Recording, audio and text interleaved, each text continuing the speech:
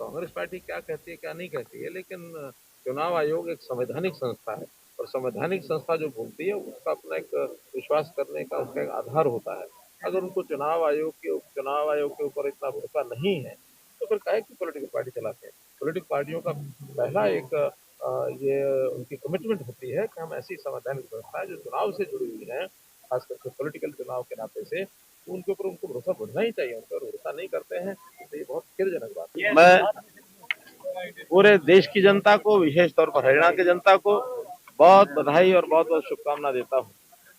और साथ ये भी जानकारी आप सब लोगों के माध्यम से जनता को पहले से भी है, फिर भी बताना चाहता हूँ कि इस 58 साल का जो कार्यकाल हरियाणा का बीता है, इसमें जो पिछले 10 साल के काम की चर्चा आज हरियाणा की जनता के हर जबान पर ये विषय है कि ये 10 साल का कार्यकाल उनको बिल्कुल किसी भी बाधा के रहित, ये बाधा रहित उनका जो जीवन चला है, इससे सब लोग प्रसन्न हैं। जो हमारी नीतियां हैं, पॉलिसीज हैं, उससे सब प्रसन्न हैं। बिना किसी भेदभाव के सबके साथ एक समान व्यवहार और भौगोलिक तौर पर भी विकास के नाते से सभी, चाहे वो जिला हो, चाहे गांव हो, चाहे छोटी बड़ी सब इकाइयां, सब में और हमने समान रूप से काम किया है।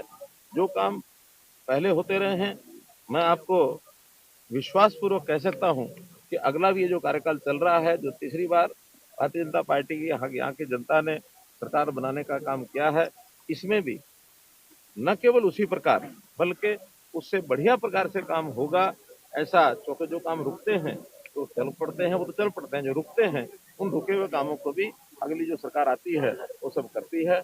यहाँ इस लोकसभा से, इस जिले से सभी की सभी सीटें भारतीय जनता पार्टी की झोली में गई हैं। यहाँ की जनता को इसलिए भी मैं धन्यवाद करता हूँ।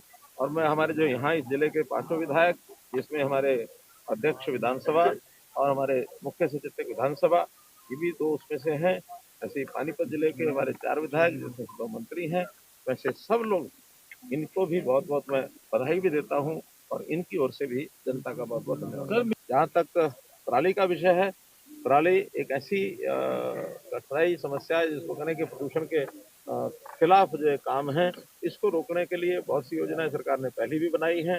ये बात अलग है कि उन सब बातों पर कई लोग उसका ध्यान नहीं रखते हैं और उसमें पराली जलाने की उनकी मजबूरी भी हो सकती है। उनको टाइम भी उनके पास कम होता ताकि उसको इकट्ठा करके दे सकें। तो भी कोई भी कठिनाई हो, हर कठिनाई को ठीक करने के लिए सरकार योजना बनाने के लिए तैयार है। मेरी अपील है कि कोई भी इस पराली को न जलाए, क्योंकि पराली जलाने से नुकसान हर किसी का होता है। ये कोई पॉलिटिकल मुद्दा नहीं है, एक प्रकार से सामाजिक मुद्दा है। पर्यावरण की कोई सीमाएं नहीं होती हैं। जहाँ भी कोई इस प्रकार का दूषित वातावरण, केवल पराली ही नहीं, तो ये धुआं जहाँ से भी उठता है, चाहे वाहनों से हो, चाहे कंस्ट्रक्शन के काम से दूर उड़ती हो, चाहे पराली जलाने से हो, अथवा इंडस्ट्रियल इस प्रकार का जो विषय है वेस्ट को जलाने से भी